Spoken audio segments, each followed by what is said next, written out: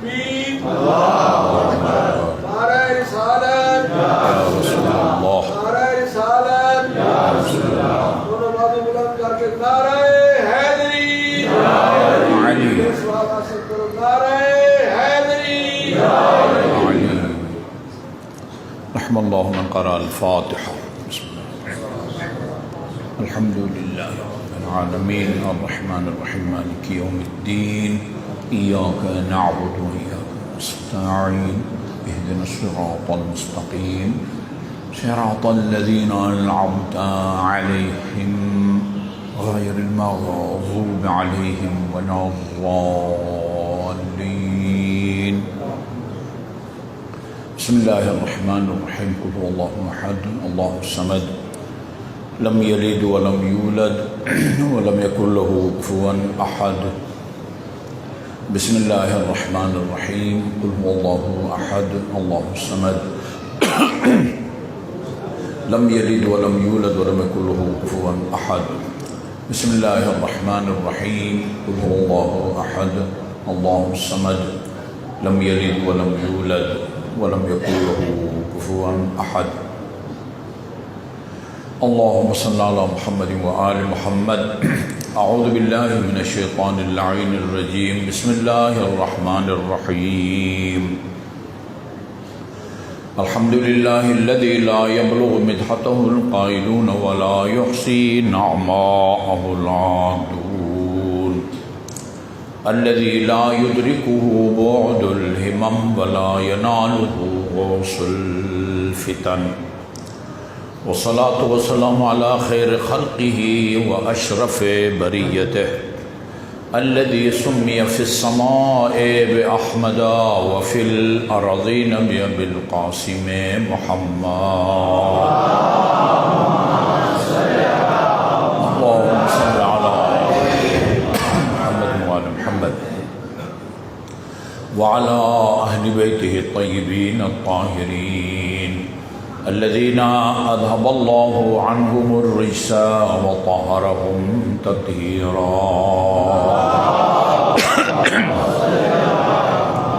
اللهم صل على محمد وآل محمد واللعن الأبدي على أعدائهم أجمعين.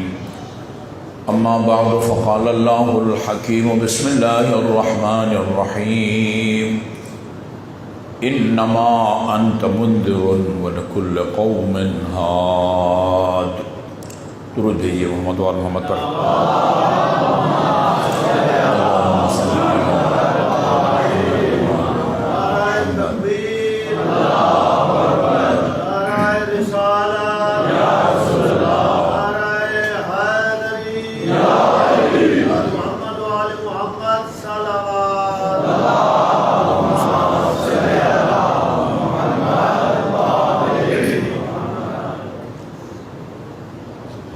مومنین کرام،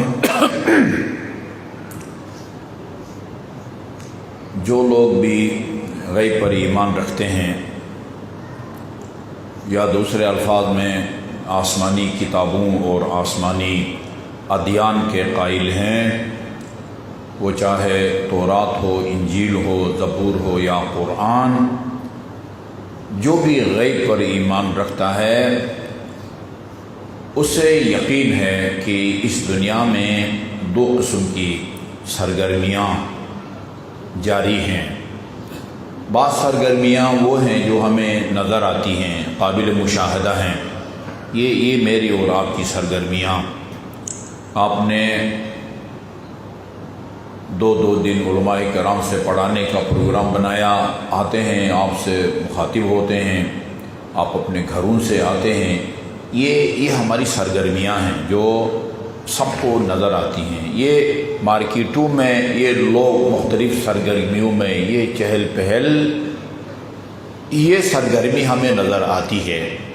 کچھ سرگرمیاں اس دنیا میں جاری ہیں، قرآن کہتا ہے کہ وہ سرگرمیاں جاری ہیں، اور رسول اور اہل بیت رسول علیہ السلام کی معتبر اور مستند روایات بتاتی ہیں کہ وہ سرگرمیاں جاری ہیں، لیکن ہم ان سرگرمیوں کو نہیں دیکھ سکتے. اور میں بڑے وثوق سے کہہ سکتا ہوں کہ اس دنیا میں جو سرگرمیاں ہمیں نظر نہیں آتی وہ ان سرگرمیوں سے زیادہ ہیں جو ہمیں نظر آتی ہیں۔ یہ تو ہر مسلمان کا عقیدہ ہے نا، یہاں دو فرشتے ہیں نا، یہ نیکیوں کو لکھتا ہے اور یہ برائیوں کو لکھتا ہے، ٹھیک ہے، ہمیں نظر نہیں آتے، یہ ان کی سرگرمی ہے نا، یہ اس کی سرگرمی یہ ہے کہ نیکیوں کو لکھے، اس کی سرگرمیاں یہ ہے کہ وہ برائیوں کو لکھے۔ اب کس کی سرگرمی زیادہ ہے، کس کی سرگرمی کم ہے، ان کی سرگرمیوں کو بڑھانا گھٹانا یہ میرے اور آپ کے اختیار میں ہے۔ اس کی سرگرمیوں کو بڑھاتے ہیں یا اس کی سرگرمیوں کو بڑھاتے ہیں۔ سورہ طارق کے مطابق جب آپ اپنے گھر سے نکلتے ہیں، دو فرشتے آپ کو بخیریت یہاں تک پہنچانے کے لیے ساتھ ہو جاتے ہیں۔ مجلس جب اختتام کو پہنچتی ہے وہ آپ کو واپس سے گھر پہنچاتے ہیں۔ قرآن میں بھی ہے اور امیر المومنین نے نہج البلاغہ میں بھی فرمائے فرشتے تمہارے ساتھ ہیں اس وقت تک وہ تمہاری حفاظت کرتے رہتے ہیں جب تک تمہاری موت کی حتمی تاریخ جس کو اجل کہتے ہیں وہ نہ آ جائے، اس وقت وہ تمہاری حفاظت کرتے ہیں، اور جب موت کی مقررہ تاریخ آتی ہے اذا جاء اجلهم، اجل مقرر تاریخ کو کہتے ہیں۔ لوگ سمجھتے ہیں اجل کا مطلب موت ہے، نہیں، اجل یعنی مقررہ تاریخ۔ جب مقررہ تاریخ آتی ہے پھر یہ دو فرشتے جن کی ڈیوٹی آپ کو بچانا تھا خطرات سے وہ آپ کو چھوڑ کے چلے جاتے ہیں۔ ایک پارٹی کی جب حکومت چلی جاتی ہے وزراء کی سیکورٹی اور ان کی جو ہے نا پروٹوکول سب واپس ہو جاتی ہے اور اکیلے جو ہے نا وہ گھومتے پھر رہے ہوتے ہیں، اور جو پیسے والے ہیں ان کے ذاتی گارڈ ہوتے ہیں، پورا لشکر کا لشکر ہوتا ہے، ٹھیک ہے۔ سرگرمیاں جاری ہیں وہ ہمیں نظر نہیں آتی۔ گزشتہ مجالس میں میں نے عرض کیا تھا اور آج بھی موقع ہے اس کو بیان کیا جائے، چونکہ ساری دنیا سے لوگ کربلا کا رخ کیے ہوئے ہیں۔ عجیب ہے یہ کربلا عجیب ہے۔ نواسۂ سید رسول خدا صلی اللہ علیہ وسلم نے امام حسین کی ولادت کے فوراً بعد، اس کو بیان کرنے سے پہلے آپ کو ایک خدمت میں چیز عرض کروں، یہ کیا نام ہے اس کا، کوکب درانی ہے، نورانی ہے، کیا نام ہے اس کا، کوکب نورانی، ان کو کم از کم جو بات کرنا چاہتے ہیں اپنا حلیہ، عمر، شکل، صورت قیافہ کے مطابق کرنی چاہیے بات۔ داڑھی سفید ہو گئی ہے، ہاں، اور وہ کیا کہتے ہیں اس کو مہندی لگاتا ہے، اور وہ محب اہل بیت ہونے کا دم بھی بھرتے ہیں، کتابیں بھی۔ وہ کہتے ہیں کہ جو شیعہ ہیں وہ امام حسین کا دن جو ہے بڑے اہتمام سے مناتے ہیں، صرف شہادت عاشور کے دن نہیں 10 دن مناتے ہیں سال بھر امام حسین۔ جس طرح امام حسین کے دن مناتے ہیں اسی طرح امام حسن کے دن نہیں مناتے یہ لوگ۔ بہت حساس بات کی ہے، اگر توجہ فرمائیں، حد ہوتی ہے، جہالت کی حد ہوتی ہے، جہالت، پتہ نہیں جاہل ہے یا متجاہل ہے۔ جاہل ہے تو بھی افسوس کی بات ہے، عالم ہے اور دانستہ طور پر اپنا آپ کو جاہل ظاہر کر رہا ہے، وہ اس سے بھی بدتر ہے۔ یہ کیا وجہ ہے یہ بھائی امام حسین کا دن مناتے ہیں اور امام حسن کا دن نہیں مناتے؟ اس کی وجہ یہ ہے کہ امام حسن نے معاویہ سے صلح کی تھی، شیعوں کو امام حسن کا یہ کام پسند نہیں ہے۔ تو خدا تو کیا کہہ سکتا ہے بندہ، آج کل تو فوراً FIR بھی کٹ جاتی ہے۔ ہاں، کچھ تو سوچو بھائی، کچھ تو سوچو۔ ہم امام حسن کو جس آدمی کو امام حسن کا کوئی قول یا فعل ناقابل خدا نخواستہ ناپسند ہو وہ شیعہ نہیں ہے، وہ ہم تمہاری طرح نہیں ہے۔ ہم امام حسن کو معصوم سمجھتے ہیں۔ امام حسن امام حسین کے امام تھے۔ نادان آدمی تجھے اس کا بھی نہیں پتا ہے۔ جی الحسن والحسین، یہ آپ کی کتابوں میں لکھا ہوا ہے، الحسن والحسین امامان ان قام او قعدا، حسن اور حسین قیام کریں تو بھی امام ہیں، ہاں، یا گوشہ نشینی اختیار کریں تو امام ہیں۔ کیا مطلب ہے؟ یعنی مسجد کے پیش نماز ہے میری طرف اور مبارک موسوی کی طرف امام ہے؟ نہیں، ہمارے علماء کرام نے مستقل کتابیں لکھی اس موضوع پر۔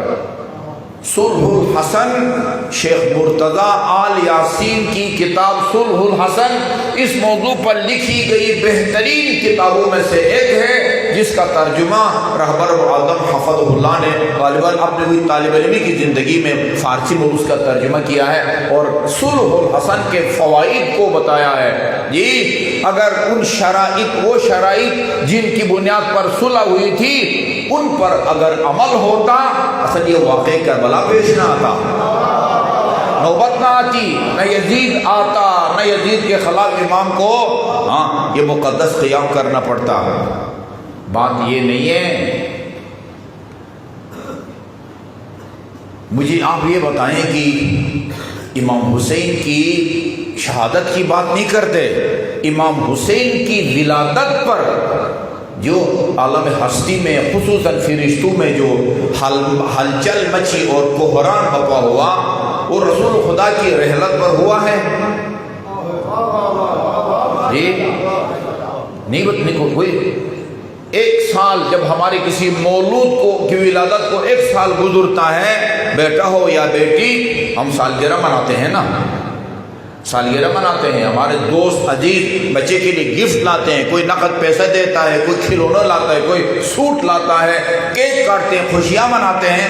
آپ کو پتہ ہے جب امام حسین کی ولادت کو سال گزرا ہے، جی یہ اہل سنت کی کتابوں میں لکھا ہوا ہے، آسمان فرشتوں سے خالی ہو گیا، سب رسول خدا کو تسلیت پیش کرنے کے لیے زمین پر آ گئے۔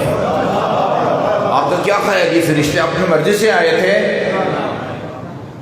خدا کے حکم سے جبرائیل امین کے لکھا ہوا ہے آسمان فرشتوں سے خالی ہو گیا۔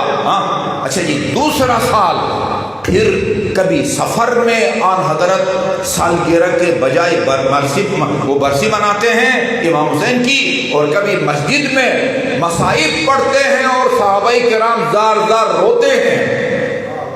وہ امام حسین امام حسن کے بارے میں رسول خدا نے ایسا کام کیوں نہیں کیا؟ باقی صحابہ نے کیوں نہیں کیا؟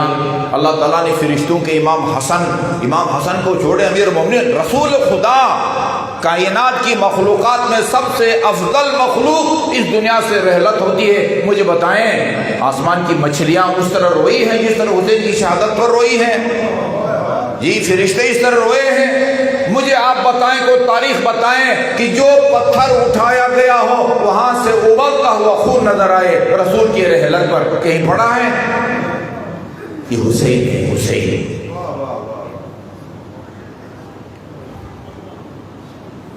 ابھی دیکھا نا، یہ کوئی کرنے والی بات ہے بھائی۔ یہ شیعہ جو ہے امام حسین کا یہ عمل ان کو پسند نہیں ہے، اس لیے امام حسن کا دن اس طرح دھوم دھام سے نہیں مناتے جس طرح امام حسین۔ ہم خدا کی سنت پر عمل کرتے ہیں، ہم رسول کی سنت پر عمل کرتے ہیں، ہم آدم کی سنت پر عمل کرتے ہیں۔ آدم بھی رویا ہے، یہ اہل سنت کی کتاب میں لکھا، میرے خیال در المنصور میں لکھا ہوا ہے، وہ آیے کریمہ فتلقى آدم من ربہ کلمات کی تفسیر میں لکھا ہوا ہے۔ جب حضرت آدم سے ترک اولا ہو گیا اپنے آپ کو بخشانے کے لیے، اللہ تعالیٰ نے پنجتن پاک کو اپنا، حضرت آدم نے پنجتن پاک کو وسیلہ بنایا، یا محمود بحق محمد و یا اعلی بحق علی، وہ پانچوں کو وسیلہ بنانے کے بعد الا ما غفرت لی، میرے ترک اولا سے درگزر فرما۔ جی اللہ تعالیٰ نے ان پانچ کے وسیلے سے حضرت آدم کے ترک اولاد کو بخشا۔ بخشوانے کے بعد حضرت آدم پہلا انسان ہے نا، کائنات کا سب سے پہلا انسان ہے۔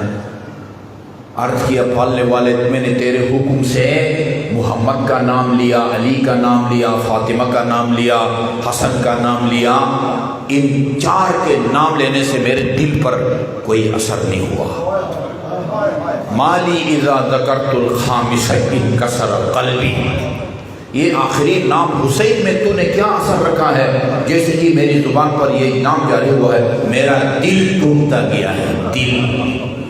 علی روئے ہیں امام حسین کی ولادت شہادت سے پہلے، صفین آتے ہی جاتے وقت وہ ابن عباس کہتے ہیں وہ امیر المومنین ہم رکے اس سے میدان کربلا میں، اور امام علی امیر المومنین نے فرمایا صبرن یا ابا عبداللہ، صبرن یا ابا عبداللہ، صبرن یا ابا عبداللہ۔ ہمارے تو وہ خیال میں ایسی بات نہیں تھی، فرزند پیغمبر یا امیر المومنین یہ کیا مطلب ہے، کس کو پکار رہے ہیں، کس کو صبر کی تلقین دے رہے ہیں؟ بتایا علی نے ایک ایک جگہ، یہاں میرے بیٹے عباس کا خیمہ ہوگا، ادھر اصحاب کا، ادھر قاسم کا، ادھر۔ یہ کہتے ہیں کہ اتنے روئے امیر المومنین، دیر تک آپ پر غشی طاری ہوئی۔ بھئی ابھی اچھا جی کبھی امام حسن کا تصور کر کے پڑھا ہے امیر المومنین اس طرح روئے ہوں؟ یہ امام حسین کا یہ واقعہ کربلا کا یہ عالم ہستی کا ایک منفرد واقعہ ہے۔ ان حسین کیست کی عالم ہمہ دیوانہ اوست، ان جشم ایست کی عالم ہمہ پروانہ اوست۔ ابھی یہ میں آج پڑھ رہا تھا، مجھے نہیں معلوم وہ نیکسن منڈیلا ہے نا، لفظ کیا ہے، اس کا بیٹا کربلا آ رہا ہے اربعین میں شرکت کے لیے۔ جی درود بھیجیے محمد وعلی محمد پر، اللہم صلی اللہ محمد وعلی محمد۔ کامل زیارت آپ نیٹ دیکھیں، اردو میں اردو ترجمہ موجود ہے، کامل زیارت کا نا اردو ترجمہ موجود ہے۔ میرے خیال میں سب سے پہلے اس کا ترجمہ علامہ طاہر اپنا طالب جوہری کے والد مرحوم مصطفیٰ جوہر نے شاید سب سے پہلے اس کا ترجمہ کیا تھا، ابھی شاید کسی اور کا ہے، نیٹ پر موجود ہے، آپ اس کو پڑھیں۔ لکھا ہوا جو امام حسین کا زوار اربعین کے موقع پر جاتا ہے اور موقعوں پر جاتا ہے، وہ زیارت کر کے جب اپنے گھر کی طرف روانہ ہوتا ہے 2000 فرشتوں کو اللہ تعالیٰ فرماتا ہے اس کے ساتھ جاؤ اور اس کے گھر تک پہنچاؤ۔ گھر پہنچانے کے بعد یہ فرشتے کہتے ہیں کہ خدایا اس کو ہم نے اپنے منزل مقصود پہنچا دیا ہے، اب اجازت ہو تو واپس آ جائیں اپنے مرکز۔ ارشاد ہوتا ہے تا حیات اس کے ساتھ رہو۔ فوت ہو جاتا ہے، خدایا اب تو اس دنیا میں زندہ نہیں رہا، اب آ سکتے ہیں واپس؟ کہا کہ تا قیامت تم اس کی قبر پر بیٹھو اور اس کے لیے خدا سے طلب مغفرت کرتے رہو۔ آپ اپنے مقامی قبرستان جائیں نا، ہاں ادھر مسلمانوں کا مشترک قبرستان ہوتا ہے، ہاں شیعہ بھی دفن ہے، سنی بھی دفن ہے، اس میں زوار بھی دفن ہے، غیر زوار۔ اس روایت کے مطابق جہاں بھی امام حسین کا کوئی زوار دفن ہے نا، اس کی قبر پر 2000 فرشتے ہیں، ان کا کام یہی ہوتا ہے اللہم اغفر لزوار الحسین، خدایا اس زوار حسین کی مغفرت فرما، اس کے گناہوں کو بخش دے۔ وہ آپ کو نظر آتے ہیں فرشتے؟ بھائی پتہ نہیں ہم تو سارے توجہ دیتے ہیں یار، حدیث قصہ ما ذکر خبرنا هذا فی محفل من محافل الارض وفیہ جمع من شیعتنا الا ونزلت علیہم الرحمہ وحفت بہم الملائکہ۔ ہاں یہ چند مومن جب بیٹھ کے حدیث قصہ پڑھتے ہیں، اللہ کی رحمت نازل ہوتی ہے، فرشتے ان کو گھیر لیتے ہیں۔ حفت بہم الملائکہ، جی الہی یتفرق، اس وقت تک یہ فرشتے، اب مجھے نہیں معلوم ہزاروں میں ہوتے ہیں کروڑوں میں ہوتے ہیں، یہ بھی آپ کو پتہ ہونا چاہیے اس کائنات میں سب سے زیادہ آبادی فرشتوں کی ہے۔ اس وقت ایران پر جو ہے نا وہ خطبہ میں چھائے ہوئے ہیں آغائی مسعود عالی، میں ان کی گفتگو سن رہا تھا، اس دنیا میں جہاں کہیں بھی بارش ہوتی ہے نا، ہر بارش کے قطرے کے ساتھ ایک فرشتہ ہے، اس کی ڈیوٹی یہ ہے کہ اس قطرے کو وہاں گراتا ہے جہاں اس کو گرنے کا حکم ہوتا ہے۔ حفت بہم الملائکہ، جب تک یہ آپ کی محفل حدیث قصہ اختتام کو نہیں پہنچتی اس وقت تک یہ گھیرے رہتے ہیں۔ اور بہار الانوار کی جلد نمبر 39 ہے، اس کے اندر ایک باب ہے آل موسوی باب کا اوپری عنوان یہ ہے امیر المومنین کے بارے میں، فی حب الملائکۃ لہ وفخرہم بخدمتہ، آسمان کی فرشتے علی سے محبت کرتے ہیں اور علی کی خدمت کر کے فخر بھی کرتے ہیں۔ علی کو فضائل کو بیان کریں، جس محفل میلاد میں یا مجالس میں امیر المومنین کے فضائل بیان ہو، وہاں بھی یہی ہے، حفت بہم الملائکہ، فرشتے اس کو اپنے گھیرے میں لے لیتے ہیں اس محفل کو جہاں علی کے فضائل بیان ہوتے ہیں۔ لیکن توجہ رکھیے، اللہ تعالیٰ آپ کی توفیقات، جن کی مساعی سے، جن کے تعاون سے یہ مجالس سے مستند علماء کرام کے ذریعے منعقد ہوتی ہیں، آپ کے توفیقات میں اللہ تعالیٰ اضافہ فرمائے، آپ سب کے رزق حلال میں بھی وسعت عطا فرمائے۔ فضائل، وہ فضائل بیان کریں، امیر المومنین کے سب سے معتبر اور مستند فضائل وہ ہیں جو اللہ تعالیٰ نے قرآن مجید میں بیان کیے ہیں۔ اور ایک جملہ عرض کروں، امام رضا علیہ السلام سے کسی نے پوچھا، فرزند پیغمبر الحمدللہ اللہ تعالیٰ نے آپ کے جد امیر المومنین کو بے شمار فضائل سے نوازا ہے، یہ کوئی گر نہیں سکتا علی کی فضائل کو، اپنے طور پر محدود ہیں، ابتدا ہے انتہا ہے، چونکہ علی کی ہمیں تاریخ ولادت بھی معلوم ہے اور تاریخ شہادت بھی، البتہ ہمیں وہ جسمانی جو تاریخ ولادت ہے 13 رجب اور جسمانی جو تاریخ وفات ہے 21، وہ ہمیں پتہ ہے، لیکن کب علی کا نور پیدا ہوا، مجھے کہنے دیں، اب میرے پاس لفظ نہیں ہے، اب تب کب بھی نہیں تھا، کب تک یہ زمانے کی تعبیر ہے، ابھی تو کچھ بھی نہیں تھا، کنت کنزا مخفیا کان اللہ ولم یکن شیء، امیر المومنین نے فرمایا خدا کی ذات تھی اور کچھ نہیں تھا، یہ کہنا بھی درست نہیں ہے، ایسا وقت تھا جب صرف خدا کی ذات تھی اور کچھ نہیں تھا، وقت بھی نہیں تھا، وقت بنتا ہے حرکت فلک سے، ابھی فلک کو بھی پیدا نہیں کیا تھا، حدیث قدسی میں ہم پڑھتے ہیں رسول خدا نے فرمایا کنت کنزا مخفیا، میں مخفی خزانہ تھا، فاحببت ان اعرف، میرا ارادہ بنا کہ نہیں ابھی اپنا تعارف ہونا چاہیے، فخلقتک یا محمد، محمد میں نے اپنے تعارف کی خاطر تجھے پیدا کیا، اور اسی محمد صلی اللہ علیہ وسلم نے فرمایا انا وعلی من نور واحد، میں اور علی اللہ تعالیٰ نے ایک نور سے ہم کو پیدا کیا ہے، جی علی محدود ہے، جی ہمیں تاریخ ولادت بھی معلوم ہے، تاریخ وفات بھی، جب علی کی ذات زمان اور مکان کے لحاظ سے محدود ہے پھر اس کا فضائل بھی محدود ہے، لیکن ہمارے بس میں نہیں ہے ان کے فضائل کو بیان کرنا۔ امام رضا سے پوچھا جاتا ہے آپ کی نظر میں امیر المومنین کی بے شمار فضائل میں سے سب سے بڑی فضیلت کون سی ہے؟ کتنا اہم سوال ہے۔ امام رضا سے پوچھا جاتا ہے کہ آپ کے نظر میں امیر المومنین کی سب سے بڑی فضیلت کیا ہے؟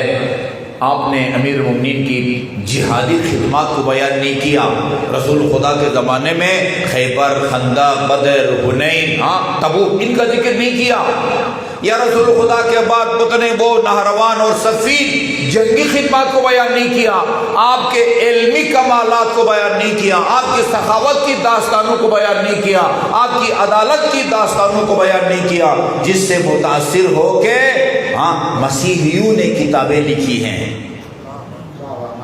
کیا کہا امام نے؟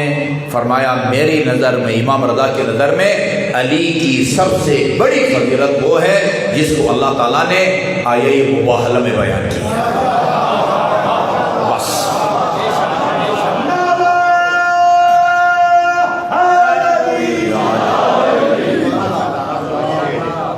ادھر ابھی دیکھ، ہر زبان میں کوئی خصوصیت ہوتی ہے، کہاوتیں ہوتی ہیں، وہ دوسرے زبانوں میں نہیں ہوتی۔ میں چونکہ بچپنا میرا لاہور میں گزرا ہے، اب اردو میں اگر کوئی متبادل ہے نا اس پنجابی لفظ کا تو مجھے کوئی بتائے تاکہ میں پنجابی نہ بولوں اور اردو بولوں. کہتے نا وقت پہ گیا. اس کا کوئی متبادل اردو میں ہے؟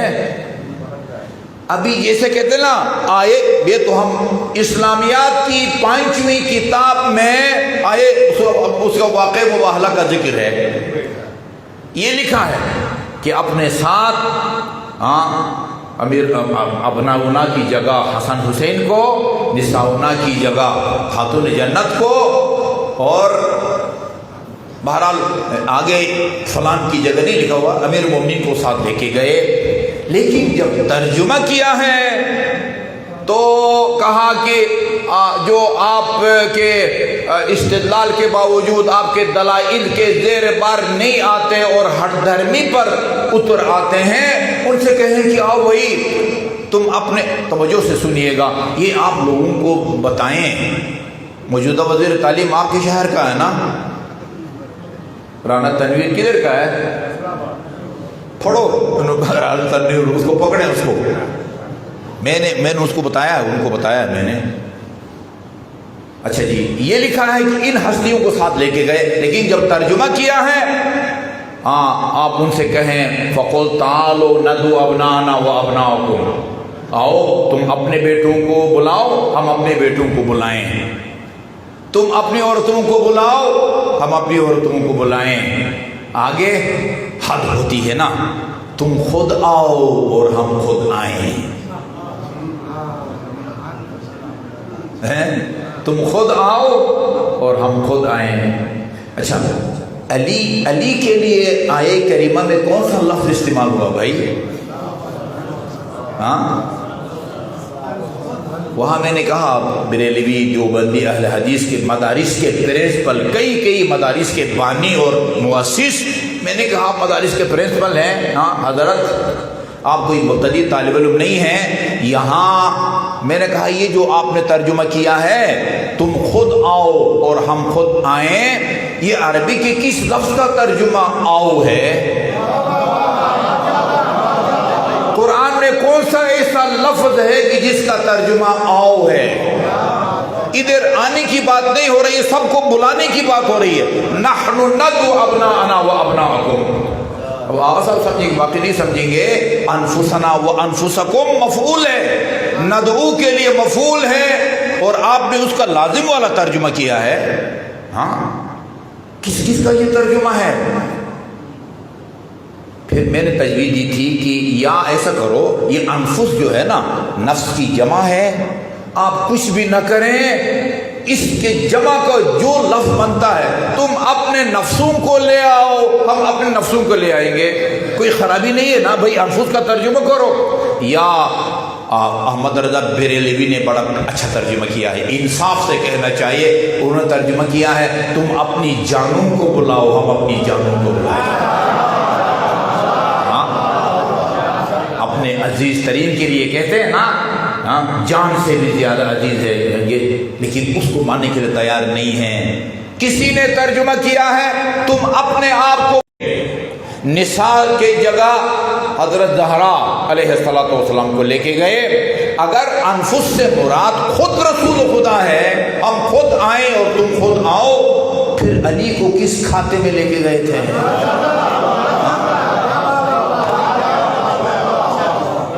ایک میٹنگ ہوئی ہے ہمارے پاس موجودہ وزیر داخلہ کی، میں نے وزیر تعلیم کی، میں نے انہی الفاظ میں کہا میں آپ کو وزیر تعلیم، وفاقی وزیر تعلیم سے پہلے ایک پکا مسلمان سمجھتا ہوں، اور میں آپ کو متوجہ کر رہا ہوں کہ آپ کے بچوں کو آیے مبارک کا غلط ترجمہ پڑھایا جا رہا ہے. ایک وزیر تعلیم ہونے کی حیثیت سے آپ کا کام ہے، ذمہ داری ہے کہ اس کو روکیں. آپ باور کریں، فوراً اس نے کہا بھائی کوئی اپنے آپ کو نہیں بلاتا، بلانے والا اور ہوتا ہے، جس کو بلایا جاتا ہے وہ اور ہوتا ہے. اچھا، اسی طرح میں نے ان کو بتایا بھائی امیر المومنین کے حالات زندگی میں نے کہا سب سے پہلے یہ لکھو کہ امیر المومنین کی ولادت خانہ کعبہ میں ہوئی ہے. یہ نہیں کہہ سکے نہیں ہوئی. اچھا کہنے لگے اچھا نجفی صاحب اور لوگوں کی بھی ہوئی ہے خانہ کعبہ میں ولادت؟ میں نے کہا ہوئی ہوگی بھائی، ابھی تو اس کی بات نہیں ہو رہی ہے نا، ابھی تو علی کے حالات زندگی، وہ حزام بن پتہ نہیں کیا کہتے ہیں اس کے کیا نام ہے، حکیم بن حزام، حکیم بن حزام، حکیم بن حزام جس دن نصاب میں شامل ہوگا اس دن دیکھیں گے بھائی، اگر ہوئی ہے اس کا بھی لکھیں گے، ابھی تو نصاب میں نہیں ہے نا۔ علی میرے مظلوم مولا امیر المومنین کے حالات زندگی ہے، لکھو۔ متواتر میں نے وہی بیٹ کی عبارت ان کو بتائی جو کتابوں میں لکھا ہوا ہے، جی ازالۃ المخافہ میں لکھا ہوا ہے اور کتابوں میں لکھا ہوا ہے، تواترت الاخبار علی ان فاطمہ بنت اسد ولدت علی فی جوف الکعبہ، خبر متواتر ہے جس کا کوئی انسان انکار نہیں کر سکتا۔ وہ خبر کیا ہے؟ فاطمہ بنت اسد نے علی کو کعبہ کے وسط میں جنا۔ اب میں اس لیے کہا وقت پہ گیا ہے کہ اگر یہ صحیح ترجمہ کرتے ہیں تو یہ ثابت ہوتا ہے کہ علی نفس رسول ہے۔ جی اچھا، مجھے جو دیوبندیوں کا بندہ تھا نام نہیں لیتا، اس نے کہا آپ باور کے نجفی صاحب میں آپ کا شکریہ ادا کرتا ہوں، آپ نے ہمیں اس باریک نقطے لکھ کر متوجہ کیا، یہ ترجمہ غلط ہے۔ ابھی ٹھیک نہیں، مجھے ٹھیک نہیں، ابھی تک ٹھیک نہیں کیا ہے۔ جی وہ سیدھے لکھو، تم اپنے نفسوں کو بلاؤ، ہم اپنے نفسوں کو بلائیں گے، یہ تیر جو ہے نا اپنا نشانہ خود تلاش کرے گا۔ ٹھیک ہے جی، ہم مدارس میں کہتے ہیں زمین اپنا مرجع خود تلاش کرے گی، ٹھیک ہے نا جی۔ میں عرض یہ کر رہا تھا کہ امیر المومنین کے سب سے معتبر ترین فضائل وہ ہیں جن کو اللہ تعالیٰ نے قرآن میں بیان کیا ہے، ذالک الکتاب لا ریب فیہ۔ ابن حجر ہیثمی کا نام سنا ہوا نا آپ لوگوں نے، جس نے سوائق محرقہ لکھی ہے۔ امیر المومنین کے حالات زندگی میں لکھتے ہیں کہ شیعوں نے علی کے بارے میں 3 لاکھ احادیث گڑھی ہیں۔ میں بریکٹ میں ایک جملہ عرض کروں کہ چلو بھائی ہم نے 3 لاکھ جو گڑھی ہے نا ان کو نکالو، باقی جن کو شیعوں نے نہیں گڑھی وہ بھی اتنی ہے کہ رسول خدا نے فرمایا اللہ نے میرے بھائی علی کو اتنے فضائل سے نوازا ہے کہ جن کو گننا بشر کی بات سے باہر ہے۔ ٹھیک ہے نا؟ اچھا جی، کہتے ہیں میں بطور نمونہ صرف 40 احادیث جو ہے نا وہ علی کی شان میں نقل کرتا ہوں۔ 40 غنیمت ہے، یہ پوری کتاب امیر المومنین کے بارے میں تو نہیں ہے، باقی صحابہ کرام کے بارے میں بھی ہے۔ 40 احادیث کو نقل کیا ہے، اور ایک پیارا جملہ وہ ویسے تو صعصع بن سوحان کا ہے جملہ، صعصع بن سوحان کہتے علی نے جب ظاہری خلافت کو سنبھالا، صعصع بن سوحان نے ان الفاظ میں اپنے تاثرات کو پیش کیا۔ لکھا ایک حکیم نے، وہ صعصع بن سوحان تھا، بھئی کوئی تو تھا نا جس نے اس حقیقت کو بیان کیا ہے، اور ابن حجر نے اپنی کتاب میں لکھا ہے۔ کیا کہا اس حکیم نے جو کہ صعصع بن سوحان تھا؟ کہا جب علی نے ظاہری خلافت کو سنبھالا تو اس نے کہا یا علی لقد زینت الخلافت وما زینت کا، آپ نے خلافت کو سنبھال کے خلافت کو زینت بخشی ہے، خلافت نے آپ کو کوئی زینت نہیں بخشی۔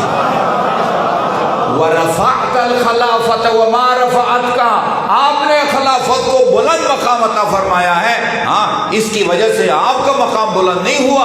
اور آخری جملہ وہی احوج الیک منک الیہا، جتنے خلافت آپ کے محتاج ہے نا اتنے آپ خلافت کے محتاج نہیں ہیں۔ وہ فضائل بیان کریں جو خدا نے بیان کیے ہیں، رسول نے، اور میں کہا کر تو ان فضائل کو بیان کرو جو دربار یزید میں امام زین العابدین نے بیان کیے ہیں۔ دربار یزید میں عجیب ہے، میں نے خطبے میں سب سے پہلے امام زین العابدین نے رسول خدا کے فضائل کو بیان کیا صلی اللہ علیہ وآلہ وسلم۔ جی وہ میں نے سطریں گنی ہیں، 6 سطروں پر مشتمل ہیں رسول خدا کے فضائل، جو امام زین العابدین نے دربار یزید میں اور قاتلوں کے مجمع میں بیان کی۔ 6 سطریں، زیادہ کا تعلق معراج سے ہے، مسجد الاقصی تک لے گئے، سدرۃ المنتہا، قاب قوسین ادنیٰ۔ امیر المومنین کے بارے میں جو فضائل ہیں وہ کم از کم 100 صفحے پر مشتمل ہے۔ اس کا ہرگز مطلب یہ نہیں ہے کہ رسول خدا سے زیادہ علی کے فضائل تھے، نہیں، رسول خدا امیر المومنین کے رسول تھے، رسول خدا امیر المومنین کے استاد تھے۔ فضائل ایسا نہیں کہ رسول کے فضائل زیادہ ہوں، علی کے فضائل وہ کم ہوں، علی کے فضائل زیادہ ہوں، نہیں۔ اس کی وجہ کیا ہے؟ یہ کہ رسول کے فضائل کو چھپانے کی کوئی کوشش نہیں کر رہا تھا، مگر علی کے فضائل کو چھپانے کی کوشش کر رہے تھے، اور آپ نے اس سازش کو ناکام بنانے کے لیے دربار یزید میں وہ فضائل بیان کیے، قاتل سن کے پریشان ہو کے رہے۔ جس طرح ابھی ہو رہا، ابھی یہ دیکھ رہے ہیں چھپانا، یہ چھپانا نہیں تو اور کیا ہے؟ کیوں نہیں لکھتے ہو بھائی علی کی خانہ کعبہ میں ولادت ہوئی ہے؟ میں نے لکھ کے دیا، مسند احمد ابن حنبل میں لکھا ہوا ہے، اللہ نے جتنے فضائل علی کو دیے ہیں اتنے کسی کو نہیں دیے۔ مسند احمد بن حنبل لکھو۔ اچھا جی، اگلے ایڈیشن میں سوچتے ہیں ابھی لکھو تو کیا تکلیف ہوتی ہے؟ اچھا، آپ نے سنا ہونا مختلف اہل حدیث کے علماء کرام، دیوبندی علماء کرام، بریلوی علماء کرام، سب اس کو بیان کرتے ہیں کہ رسول خدا نے فرمایا امیر المومنین سے، یا علی لا یحبک الا مؤمنا ولا یبغضک الا منافق، تو اس سے مومن محبت کرے گا اور منافق تو سے دشمنی رکھے گا۔ یعنی کہ اس کو لکھو، اگلے ایڈیشن میں غور کریں گے۔ ابھی کیوں نہیں لکھتے؟ اچھا جی، میرا مطلب یہ ہے کہ صحیح فضائل ہوں تو فرشتے اس کو گھیرے میں لیتے ہیں۔ فضائل کے نام سے اگر امیر المومنین پر تہمت لگائی جائے، پہلے سے اگر فرشتہ غلطی سے آیا بھی ہو تو نکل جائے گا۔ ادھر جھوٹ بولا جا رہا ہے، علی پر تہمت لگائی جا رہی ہے، علی پر تہمت ہی ہے نا۔ ممبر پر کھڑے ہو کے علی نے فرمایا، اس کی بات نقل کر رہا ہوں، حضرت علی نے ممبر کوفہ پر کھڑے ہو کے فرمایا، انبیاء کو میں نے بھیجا ہے۔ یہ تہمت نہیں ہے امیر المومنین کی شان میں۔ رمضان مبارک میں اگر کوئی ممبر پر آ کے یہ کہے کہ حضرت علی نے فرمایا انبیاء کو میں نے بھیجا ہے، اس کا روزہ ٹوٹ جاتا ہے۔ غلط نسبت دی ہے امیر المومنین کی طرف۔ بارش میں برساتا ہوں، خدا قرآن نے فرماتا افرأیتم ما تشربون، تم نے کبھی سوچا یہ جو پانی پیتے ہو گلاس میں، تم نے اس کو بادلوں سے اتارا ہے یا ہم نے اتارا ہے؟ یعنی علی اللہ تعالیٰ کو چیلنج کرتا ہے، یہ نیا پالنے والے تو اسے وہ غلط فہمی ہو گئی ہے، بلیکھا کہتے ہیں نا آپ کو غلط فہمی ہوئی ہے، انبیاء کو تم نے نہیں بھیجا میں نے بھیجا ہے، بارش جو ہے نا وہ آپ نہیں برساتے میں برساتا ہوں۔ تہمت ہے۔ علی کے وہ فضائل بیان کریں جن کو خدا نے قرآن میں بیان کیا ہے اور رسول خدا نے بیان کیا اور امام زین العابدین نے دربار یزید میں بیان کیے ہیں۔ حفت بہم الملائکہ، فرشتے جس طرح حدیث قصہ پڑھنے والی اس محفل کو فرشتے گھیرے میں لے لیتے ہیں، اسی طرح اس محفل کو بھی فرشتے اپنے گھیرے میں لے لیتے ہیں جس میں امیر المومنین کے فضائل بیان۔ اچھا جی، جب مجلس ختم ہوتی ہے آپ لوگ بھی اپنے گھروں کو چلے جاتے ہیں اور فرشتے بھی واپس اپنا مرکز پہنچتے ہیں۔ وہ فرشتے جو مرکز میں ہوتے ہیں زمین پر نہیں آئے تھے، وہ ان سے پوچھتے ہیں بھائی تم سے تو عجیب خوشبو آ رہی ہے،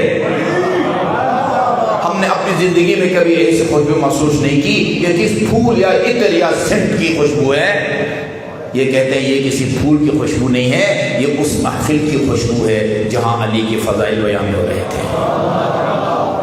وہ کہتے ہیں اہبطوا بنا، بہار الانوار کی جلد نمبر 39، ہمیں اہبطوا بنا، ہمیں لے چلو زمین پر، ہم بھی اس سے محفوظ ہوں۔ وہ کہتے ہیں مجلس تو ختم ہو گئی، گجرات میں ہو رہی تھی مبارک موسوی صاحب والی مسجد میں، پڑھنے والا پڑھ کے چلا گیا، مومنین بھی، اور ویسے بھی بڑا مشکل ہے، باہر سے سیلاب جو ہے نا وہ سمندر بنا ہوا ہے۔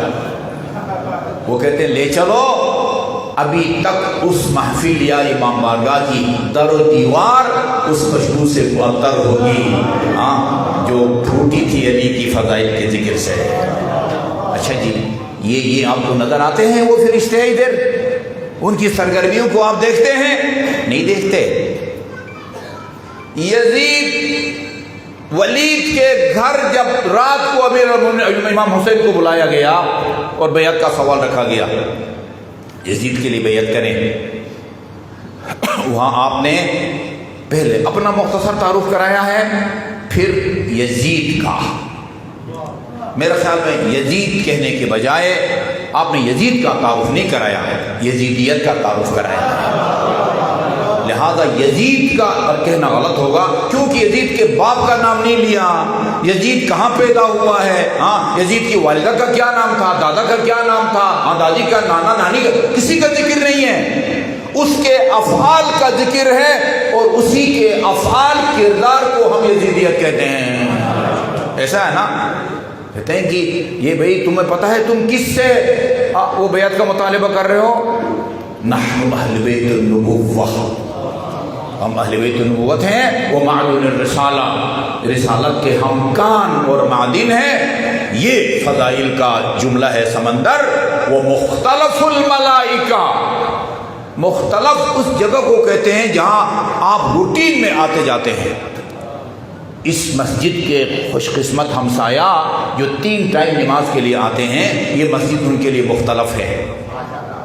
آپ کاروباری ہیں، روزانہ مارکیٹ جاتے ہیں، دکان، وہ مارکیٹ آپ کے لیے مختلف ہے۔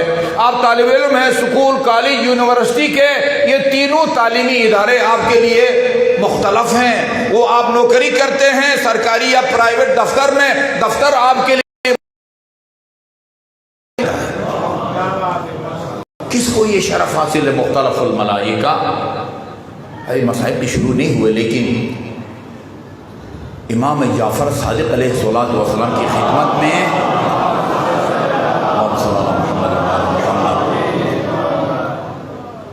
1969 سے 75 تک میں نجف میں تھا۔ وہاں آل بحر العلوم کے ایک انتہائی متقی، پرہیزگار، پارسا، مجتہد ایت اللہ محمد تقی آل بحر العلوم مسجد توسی میں وہ نماز پڑھاتے تھے۔ اس کے ساتھ ہی ابھی بھی ان کی پوری خاندان کے گھر ابھی تک وہ موجود ہیں۔ جب آپ وادی السلام جاتے ہیں، الٹے ہاتھ پر جو ہے نا وہ اس خاندان کے گھر ہیں۔ وہ اپنے گھر عشرہ کراتے تھے اور خود پڑھتے تھے، کسی خطیب کو نہیں بلاتے تھے، کسی خطیب کو نہیں بلاتے تھے۔ ان کے بیٹے نے ان کی وفات کے بعد باپ کی مجالس کا مجموعہ چھاپا ہے، مقتل الحسین او واقعۃ الطف۔ کتاب کا نام ہے مقتل الحسین او واقعۃ الطف، یعنی حسین کی شہادت یا واقع کربلا، ترجمہ یہ بنتا ہے۔ اچھا، اس کے اندر یہ لکھا ہوا ہے کہ ایک مرتبہ امام جعفر صادق علیہ السلام کی خدمت میں ایک شاعر اہل بیت آیا جس کا نام جعفر بن عفان تھا۔ جعفر بن عفان، یہ کوئی حضرت عثمان کے بھائی نہیں تھے، جو حضرت عثمان کے والد کا نام بھی عفان تھا، یہ کوئی اور عفان ہے، یعنی حضرت عثمان کے والد عفان نہیں ہے، جعفر بن عفان۔ عفان نام کے اور بہت سارے تھے عربوں میں۔ تو آپ نے پوچھا، جعفر سنا ہے تو شاعری بھی کرتا ہے، قصیدے مرثیے نوحے بھی لکھتا ہے؟ کہا ہاں فرزند پیغمبر، میرا باپ بھی شاعر تھا، اللہ تعالیٰ نے مجھے بھی یہ توفیق دی ہے۔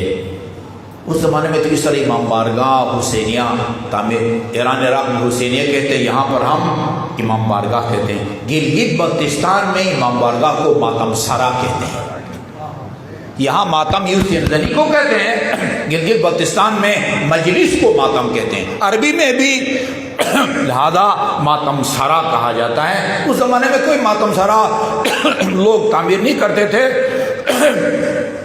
ائمہ معصومی موقع کی مناسبت سے جب کوئی اچھا مستند شاعر ملتا پڑھنے والا، فوراً مجلس کا اہتمام کرتے تھے، وہ کسی خاص تاریخ کا انتظار بھی نہیں کرتے تھے۔ پردہ آویزان کیا، پردے کے اس طرف مخدرات کو بٹھایا، اس طرف امام خود شاعر اور جو بھی آپ کے عزیز یا اصحاب تھے. اس نے تقریباً کوئی پونے صفحے پر مشتمل اپنا قصیدہ سنایا، شروع میں اہل بیت کے فضائل اور آخر میں مصائب. جب یہ اپنے اس کلام سے فارغ ہوا، امام علیہ السلام نے قسم کھا کے اس مجلس کے نتیجے کا اعلان کیا. جب یہ فارغ ہوا فرمایا واللہ یا جعفر، جعفر خدا کی قسم، لقد شہدت الملائکۃ ہاہنا وبکوا کما بکینا او اکثر. تم جب اپنا کلام سنا رہے تھے، آسمان کی فرشتے بھی صف اعضاء کے اوپر بیٹھے ہوئے تھے. وبکوا کما بکینا او اکثر، جس طرح ہم روئے بلکہ ہم سے زیادہ آسمان کے فرشتے رو رہے تھے. وغفر اللہ ذنوبک جميعا، خدا نے تیرے تمام گناہوں کو بخش دیا ہے. واوجب اللہ لک الجنہ الساعۃ الجنہ، ابھی خدا نے تجھے جنت کا حقدار قرار دیا ہے. یہ بات امام معصوم کے علاوہ کوئی اور نہیں کر سکتا. سرگرمیاں، فرشتوں کی سرگرمیاں بہت لمبی ہو رہی ہے، بس میں سمیٹتا ہوں اس کو. یہ ایک خاص سرگرمی کے تذکرے کی خاطر یہ میں نے لمبی چوڑی تمہید باندھی. میرے برادر عزیز محترم ثقلین صاحب سنا رہے تھے آپ کو صلوات کے فضائل، نہ صلوات کے فضائل کتنا ثواب ہے. شیخ محسن علی نجفی اللہ تعالیٰ ان کو صحت و طول عمر دے، انہوں نے ایک تو قرآن کا ترجمہ کیا ہے بلاغ القرآن. یہ 4-5 سال پہلے میری نظر سے وہ ایک قم سے چھپا ہوا رسالہ پتہ نہیں ہفتوار ہے یا ماہوار، ترجمان الوحی، ترجمان الوحی ایک رسالہ پڑھ رہا تھا. اس میں لکھا ہوا تھا کہ وہاں ایران میں باقاعدہ ایک ٹیم بٹھائی گئی. ظاہر اس میں پاکستانی علماء بھی ہوں گے، ایرانی علماء سے بھی مشورہ لیا ہوگا. انہوں نے بر صغیر میں شیعہ اور سنی جو تراجم ہیں ان کا موازنہ کر کے لکھا ہے کہ شیعہ ترجموں میں سب سے افضل ترجمہ کون سا ہے اور اہل سنت کے ترجمہ قرآن میں سب سے افضل کون سا ہے. لکھا شیعہ ترجموں میں سب سے بہتر ترجمہ معیاری شیخ محسن علی نجفی کا ہے، اور سنیوں میں مولانا مودودی کی تفہیم القرآن. ترجمہ قرآن ہے بلاغ القرآن، اور مختصر حاشیے کے اوپر تفسیر، اور جو اس کے علاوہ 10 جلدوں پر مشتمل تفسیر الکوثر لکھی ہے. اس کے اندر سورہ احزاب کی آیت نمبر 56، سورہ احزاب کی آیت نمبر 56 کون سی ہے؟ ان اللہ و ملائکتہ، آگے تو آپ کو یاد ہے نا، سورہ نمبر آیت ان اللہ و ملائکتہ یصلون علی النبی یا ایھا الذین آمنوا صلوا علیہ وسلموا تسلیما. اس کو سننے کے بعد آپ کو اندازہ ہوگا کہ جب آپ صلوات پڑھتے ہیں نا، کائنات میں ہلچل مچ جاتی ہے. امام جعفر صادق علیہ السلام کا فرمان نقل کیا ہے انہوں نے، اور حوالہ بھی دیا ہے. اصول کافی جلد نمبر 2 صفحہ نمبر 492، اصول کافی کا صفحہ نمبر جلد نمبر 2 اور صفحہ نمبر 492 لکھا ہوا ہے. امام رسول خدا نے فرمایا اکثر من الصلاۃ علیہ، مجھ پر صلوات بھیجا کرو کثرت سے. فمن صلی علیہ مرتن، جو ایک مرتبہ مجھ پر صلوات بھیجتا ہے، غور سے سنیے گا، صلی اللہ علیہ الف مرہ فی الف صف من الملائکہ. اللہ تعالیٰ فرشتوں کے 1000 صفوں میں اس بندے خدا پر 1000 مرتبہ صلوات بھیجتا ہے. اس خوش قسمت پر جو ایک مرتبہ محمد اور آل محمد پر صلوات بھیجے.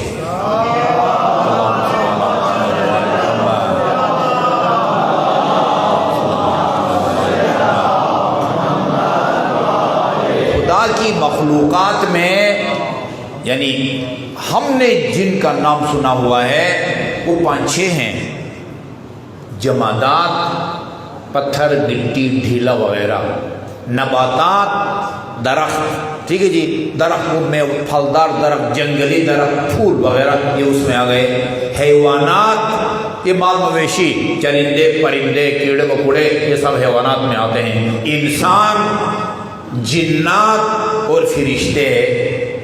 اور کوئی مخلوق ہے تو بتائیں؟ یہی ہے نا؟ جمادات 1، نباتات 2، حیوانات 3، انسان 4، جنات 5، فرشتے 6 قسم کی مخلوق۔ میں ابھی 2 دن پہلے آیت اللہ آصف محسنی کی یہ ایک تقریر سن رہا تھا، فرماتے تھے ہم نے ان کا یہ نام سنا ہوا ہے، اس کا مطلب یہ نہیں کہ خدا کی کوئی اور چھٹی قسم کی مخلوق نہیں ہے، اور بھی خدا کی بہت ساری مخلوق ہوتی ہے جی۔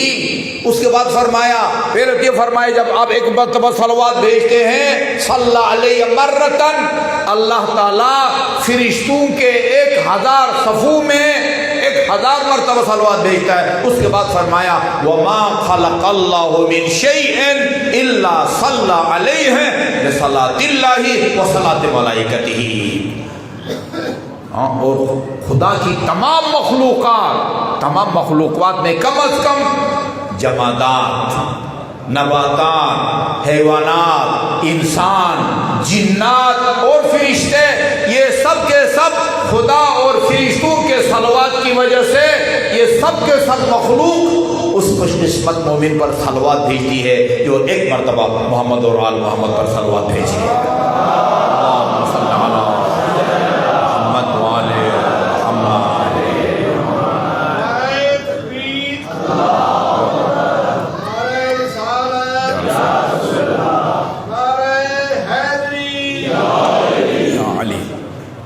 اچھا جی، اللہم صلی علی محمد وآل محمد۔ اچھا جی، اس روایت کی روشنی میں آپ نے اندازہ لگایا ابھی آپ کے صلوات کے بعد ابھی کائنات میں کیا ہو رہا ہے؟ ما خلق اللہ من شیء الا صلی علیہ لصلاۃ اللہ و ملائکتہ۔ خدا اور فرشتوں کے صلوات بھیجنے کی وجہ سے خدا کی تمام مخلوقات، وہ جمادات اپنی زبان میں، نباتات اپنی زبان میں، حیوانات اپنی زبان میں، جنات، ہر مخلوق اپنی زبان میں اس خوش قسمت مومن پر صلوات بھیجتی ہے جو ایک مرتبہ محمد اور آل محمد پر صلوات بھیجے۔ بآواز بلند صلوات بھیجے محمد وآل محمد۔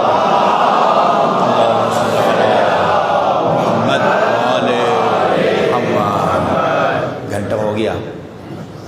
اچھا، میں اصل موضوع کی طرف آتا ہوں، البتہ اب وہ ابتدائی بات کروں گا جو ہے نا تمہیدی جملے۔ اس وقت ہم کو یعنی مکتب تشیع کے پیروکاروں کو 3 محاذوں کا سامنا ہے۔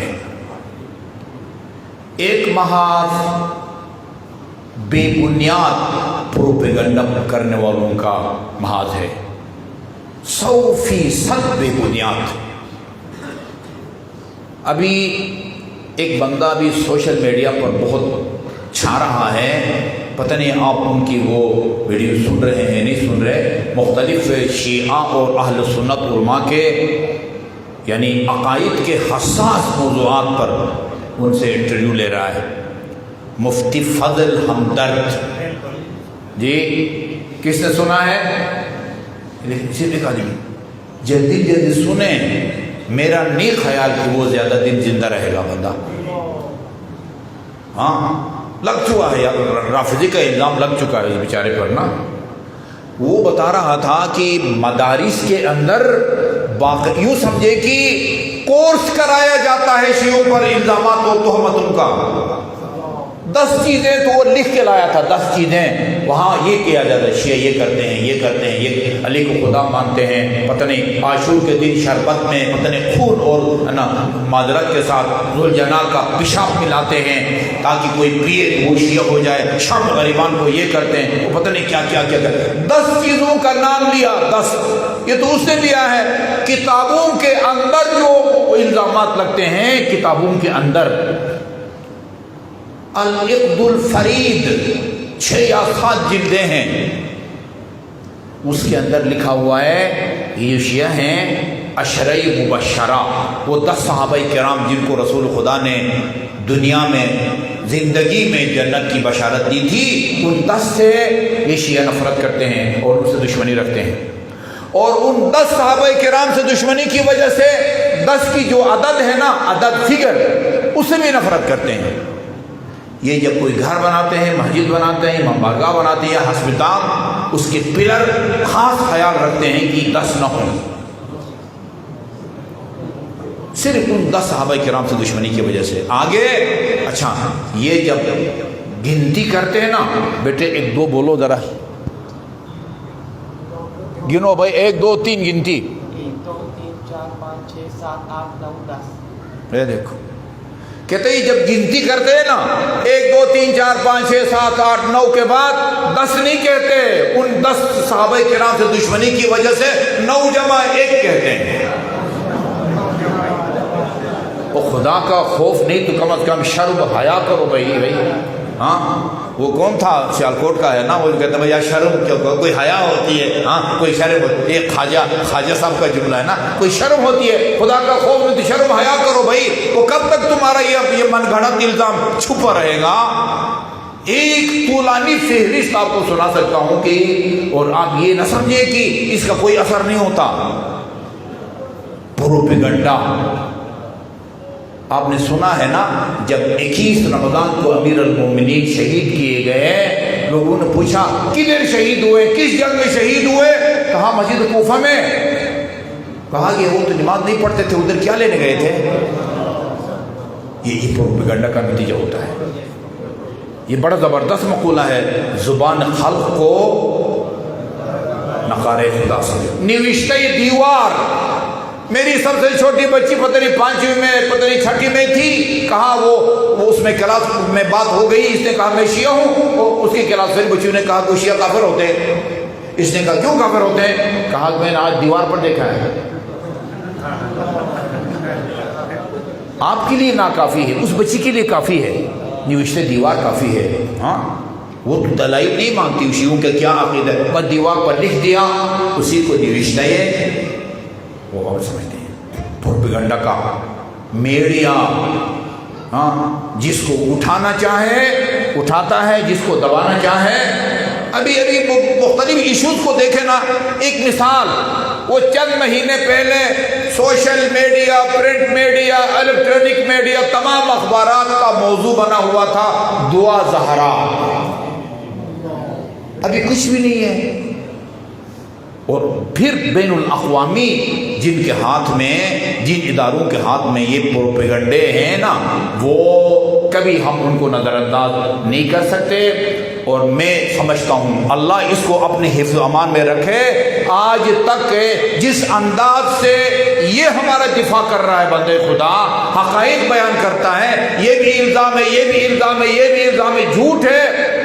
کراچی میں عاشور کے دن شروع سے لے کر آخر تک، یہ مولانا حسن ظفر کے ساتھ تصویریں بھی مولانا حسن ظفر بھی ساتھ آتے ہیں، شہنشاہ نقوی صاحب کیا، حسن ظفر صاحب کا 3-4 انٹرویو کیے ہیں انہوں نے مولانا آفتاب جوادی سے، ہمارے جو جامعۃ الکوثر میں ہیں، وہ کہتے ہیں سب الزامات ہیں، مدارس میں پڑھایا جاتا ہے، کافر ہے وہ یہ کرتے ہیں، اگر کوئی طالب علم الجھتا ہے اس کو کہتے ہیں یہ کافر ہو گیا، شیعہ ہو گیا ہے، یہ مرتد ہو گیا ہے۔ کہتے ہیں آپ کو نہیں پتہ مدارس کے اندر کیا پڑھایا جاتا ہے۔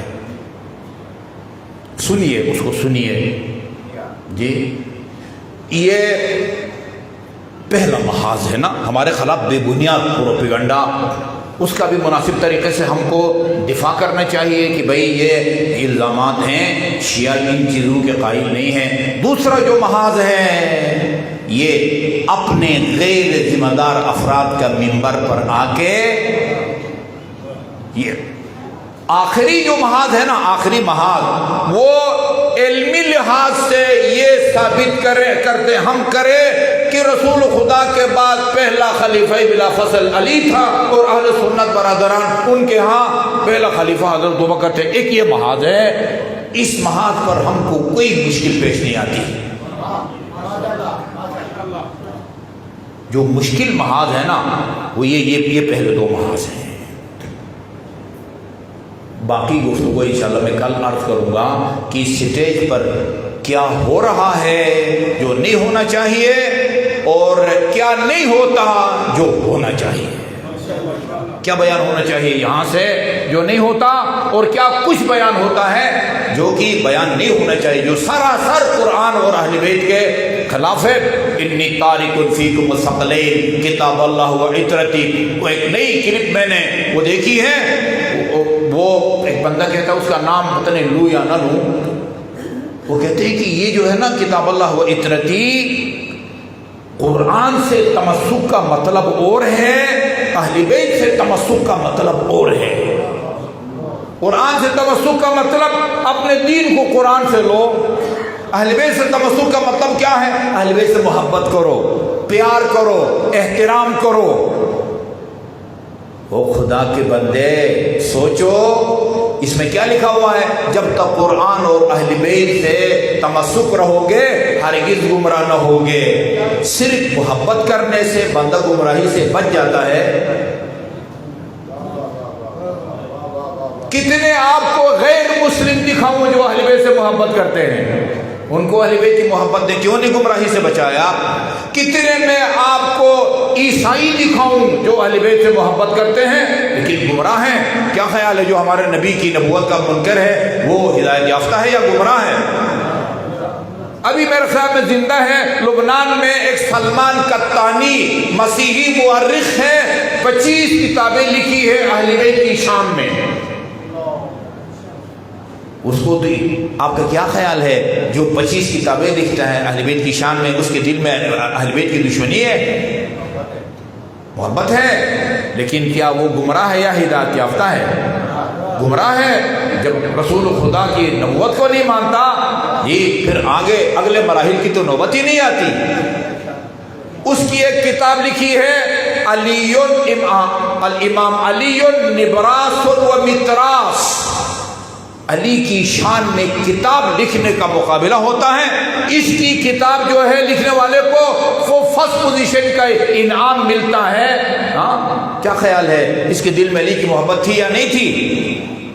بھائی اہل بیت کی محبت گمراہی سے نہیں بچاتی، یہ اہل بیت سے دین لینے کے نتیجے میں انسان گمراہی سے بچتا ہے، قرآن سے دین لینے کے نتیجے میں انسان بچتا ہے.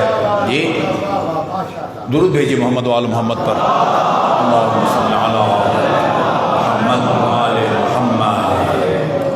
ان مجالس میں ہم نے یہ کام کرنا ہے، ہم نے مکتب اہل بیت کا صحیح جس کو اوریجنل چہرہ یہ دنیا والوں کو دکھانا ہے. اور اسی کام کے لیے نواسۂ پیغمبر نے اپنی جان سے بھی زیادہ عزیز اور قیمتی اقدار کی قربانی پیش کی ہے. ابھی زیارت اربعین، اگر آپ زیارت اربعین کے لیے جاتے وہاں پڑھیں، نہیں تو یہی پاکستان میں بیٹھ کے زیارت اربعین کا وہ جملہ پڑھیں. اور میں تو کہتا ہوں ہر در دیوار پر امام بارگاہ پر اس کو درج ہونا چاہیے. زیارت اربعین امام جعفر صادق کا کلام ہے، زیارت امین اللہ امام زین العابدین کا کلام ہے، زیارت جامعہ امام علی نقی علیہ السلام کا کلام ہے. امام جعفر صادق فرماتے ہیں، بتاتے ہیں کہ نواسۂ پیغمبر نے یہ اپنی جان کی قربانی کیوں دی. وَبَذَلَ مُحْجَتَهُ فِيكَ. خدایا میرے جد نے تیری راہ میں اپنی جان قربان کی، کس مقصد کے لیے؟ لِيَسْتَنْقِذَ عِبَادَكَ مِنَ الْجَهَالَةِ وَحِيَرَةِ الضَّلَالَةِ، تاکہ تیرے بندوں کو جہالت اور گمراہی کی تاریکیوں سے نکالے. یہ کام عزاداری سید الشہداء کے نتیجے ہوگا. ورنہ آپ دیکھیں نواسۂ پیغمبر کے خطبوں کو مکہ سے مدینہ سے مکہ اور مکہ مدینہ کے درمیان، مکہ کے اندر، مکہ سے کربلا، مکہ اور کربلا کے درمیان کے خطبے، خود کربلا کے، اس میں نواسۂ پیغمبر نے کتنا دین بیان کیا ہے، عقائد کے کتنے مسائل بیان ہوئے ہیں، عبادات کے کون سے احکام بیان ہوئے ہیں، سارے بیان نہیں ہوئے. یہ دین کا تعارف ہوگا. لوگوں کو جہالت سے ہم نے نکالنا ہے اس عزاداری کے ذریعے. آخری جملہ جو آپ کی زبان مبارک سے جاری ہوا جس کے بعد آپ کو شہید کیا گیا، وہی اصول دین میں سے جو پہلی اصل ہے نا، اصول دین ہے نا، سب سے پہلے ہم نے بچوں کو سکولوں میں مدارس میں سب سے پہلے ان کو اصول دین سکھاتے ہیں۔ اصول دین میں سب سے پہلی اصل کیا ہے؟ توحید۔ آخری کلام کے طور پر توحید کا اقرار کر کے سر کٹایا نواسے میں رضن بقضائک، خدایا تیرے ہر فیصلے پر حسین راضی ہے، وتسلیما لامرک، تیرے ہر حکم کے آگے حسین کا سر تسلیم خم ہے۔ یہ لا معبود سواک، لا الہ الا اللہ کا یہ ترجمہ ہے۔ لا معبود سوا، لا الہ الا اللہ کا مطلب کیا ہے؟ لا معبود الا اللہ، لا معبود سوا، خدایا اس عالم ہستی میں تیرے سوا کوئی معبود نہیں ہے۔ یا غیاث المستغیثین، اے فریادیوں کے فریاد رس۔ پھر اسی مرحلے میں نا، اسی وقت آخر زیر خنجر دو غیر انسانی ظلم جو ہوئے اس موقع پر آپ کو یاد کیا ہے، وہ قیامت تک آنے والی شیعوں کو یاد کیا ہے۔ شیعتی مہما شریف تم ماں عذب فذکرونی، شیعو جب کبھی ٹھنڈا میٹھا پانی پیو اپنے پیاسے امام کو یاد کر لیا کرو۔ او سمیت بغریب او قتیل فانظرونی، جب سنو کوئی انسان دیار غیر میں مر گیا ہے، مارا گیا ہے، اپنے امام کو یاد کر کرو لیا کرو۔ وَأَنَا الصِّبْتُ الَّذِي مِنْ غَيْرِ جُرْمٍ قَتَلُونِي، میں نبی کا وہ نواسا ہوں جس کو بے جرم و بے خطا ظلم و ستم سے شہید کیا گیا۔ اور آخر میں فرماتے ہیں لیتکم فی یوم عاشوراء جمیعا تنظرونی، میرے شیعو کاش تم عاشور کے دن ہوتے، کیف استسقی لطفلی فابوا ان یرحمونی، ان بچوں سے، ان اشقیاء سے اپنے 6 مہینے کے بچے کے لیے ایک ایک پانی کا قطرہ مانگتا رہا، فابوا ان یرحمونی، مگر رحم کرنے سے انکار کر دیا۔ یہ آقا عالی جس کا میں نے نام لیا ہے، 6 محرم الحرام، جس نے بھی یہ روایت ڈالی ہے، اللہ تعالیٰ ان کو اجر عطا فرمائے۔ بین الاقوامی طور پر یوم علی اصغر کے طور پر منایا جاتا ہے۔ 6 محرم کو پڑھ رہے تھے، کہا کہ ایک واقعہ بیان کیا، کہا کہ سردیوں کا موسم تھا، ایک فیملی میاں بیوی اور چھوٹا بچہ وہ تہران سے قم آ رہے تھے، برف باری ہو رہی تھی، راستے میں ان کی گاڑی خراب ہو گئی،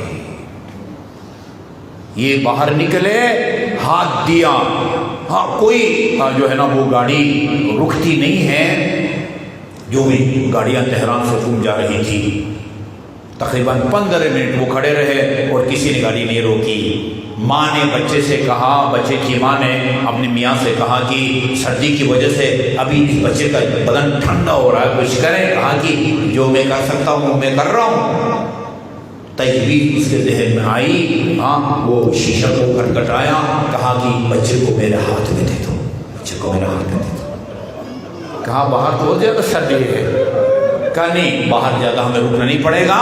بچے کو ہاتھ میں لے کے کھڑا ہوا، پہلی گاڑی آ کے رکی، دوسری گاڑی آ کے رکتی ہے، گاڑیوں کی لائن لگ گئی، کوئی دودھ پیش کر رہا ہے، کوئی پانی پیش کر رہا ہے، کوئی کمبل دے رہا ہے، سب نے مل کے گاڑی میں ٹھیک کی۔ قم پہنچے، گھر پہنچنے کے بعد زار زار رونا شروع کر دیا بچے کے۔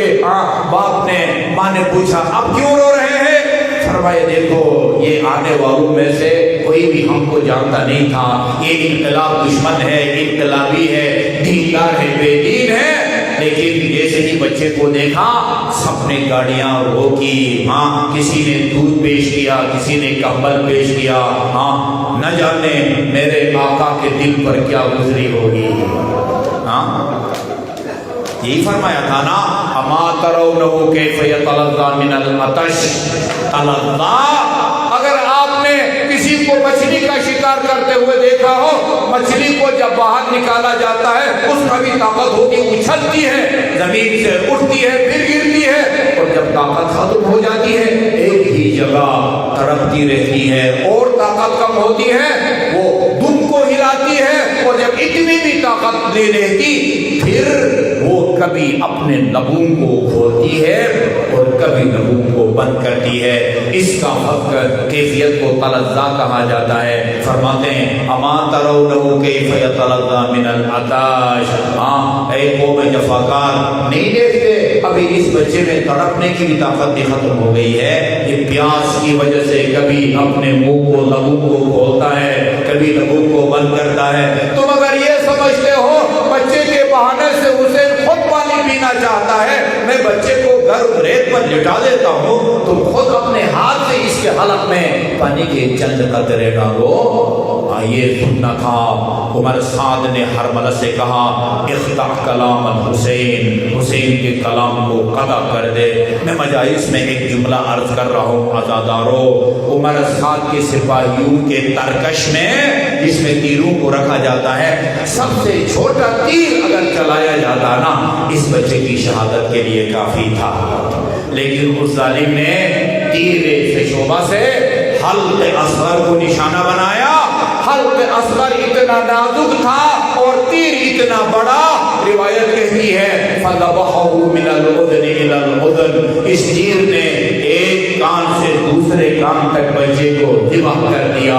اور روایت کہتی ہے فَلَمَّا أَحَسَّ الطِّفْلُ بِحَرَارَةِ السَّمُومِ, جب اس بے شیر نے اپنے حلق میں تیر کی گرمی کو محسوس کیا, جعل یرفرف علی یدی ابیہ کالطیر المذبوح, باپ کے ہاتھوں پر اس طرح لوٹنے لگا جس طرح وہ پرندہ تڑپتا ہے جس کا گلا کاٹ دیا گیا ہو. ہاں, خون کو اپنے ہاتھوں میں لیا, آسمان کی طرف پھینکنا چاہا, آواز آئی حسین اگر ایک قطرہ اس خون حق کا آسمان کی طرف آیا قیامت تک ابر رحمت کا ایک قطرہ بھی نہیں گرے گا, زمین کا بھی.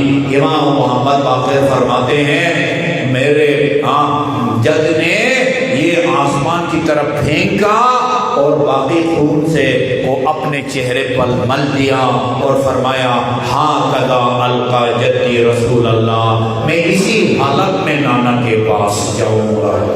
پھر امام نے کیا کیا, عاشور کے اعمال آپ کو یاد ہے نا, ایک مرتبہ بچے کو لے کے خیمے تک آتے ہیں, ماں کے حوالے کرے, ہمت نہیں پڑتی, واپس آتے, 7 دفعہ اس عمل کو دہرایا اور 7 دفعہ آپ اس عمل کو دہراتے ہیں اور پڑھتے ہیں انا للہ و انا الیہ راجعون. ہاں, ماں کے حوالے نہیں کیا, پشت خیمے پہ جا کے چھوٹی سی قبر بنائی. میر انیس پر خدا رحمت کرے, ننھی سی قبر کھود کے اصغر کو گاڑ کے شبیر اٹھ کھڑے ہوئے, دامن کو جھاڑ کے. اللہ لعنۃ اللہ علی القوم الظالمین وسیعلم الذین ظلموا ای منقلب ینقلبون انا للہ و انا الیہ راجعون. خدا بحق محمد و آل محمد جو مومنین مومنات پریشان حال ان کی پریشانی کو دور فرما. خصوصاً دنیا بھر سے بہت سارے مومنین یہ اربعین کی زیارات کے وہ عقلمند ہیں, ویزے کے سلسلے میں, وہ بورڈ کے سلسلے میں کچھ مشکلات سے دوچار ہیں. خدایا ان تمام مشکلات کو آسان فرما, رکاوٹوں کو برطرف کرما اور پہلی فرصت میں مومنین کو اطوات مقدسہ کی زیارات نصیب فرما. جو مومنین مومنات مریض ہیں اور خصوصاً ایک بچی ہبا زہرا ہمارے ٹرسٹی کی جوان ساتھ تہجدار بچی ہے, ایک بہت بڑا اور نازک آپریشن کامیاب ہوا ہے. خدایا اس کو صحت کامل اور عاجل عطا فرما. محمد وال محمد بے روزگار مومنین مومنات کو رزق حلال سے مالا مال فرما. جن مومنین مومنات نے کوئی جائز کاروبار شروع کر رکھا ہے ان کے کاروبار میں برکت نصیب فرما. قائمال محمد کے توجہات خاص کو ہم سب کے شامل حال فرما. آپ کے ظہور میں تاجیل فرما, ہمیں آپ کے آوان اور انصار میں شامل ہونے کی توفیق عطا فرما. اور جن مومنین کے تعاون سے, مومنات کے تعاون سے یہ مجالس منعقد ہو رہی ہیں ان کے رزق حلال میں وسعت عطا فرما. ان کے مرحومین کے گناہان صغیرہ و کبیرہ کی مغفرت فرما. انہیں محمد وآل محمد کی شفاعت اور ان کے جوار میں مقام عطا فرما. خدا بحق محمد وآل محمد مرحوم پروفیسر سعید سرفراز حسین جعفری اور ان کی زوجہ مرحومہ خدا بحق محمد وآل محمد, ان کے گناہان صغیرہ و کبیرہ کی मग़फ़िरत फरमा, इन्हें मोहम्मद व आल मोहम्मद की शफ़ाअत और उनके जवार में मकाम अता फरमा। ये जो कुछ आप कर रहे हैं यकीनन ये उन्हीं की कोशिशों के आसार हैं। खुदाया इनको उनके लिए सदक़ा-ए जारिया करार दे। दरख्वास्त करूँगा इन दोनों मरहूम मरहूमा की साल सवाब बुलंदी दर्जात के लिए सूरह फातिहा और 3 मरतबा कुल हुवल्लाह की तिलावत फरमाएं।